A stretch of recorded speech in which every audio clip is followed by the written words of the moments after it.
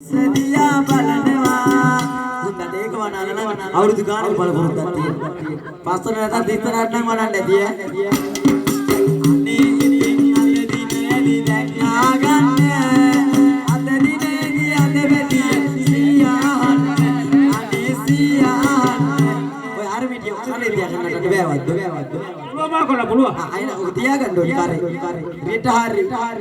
ඒ අම්බෝ බලන්න ඉපේ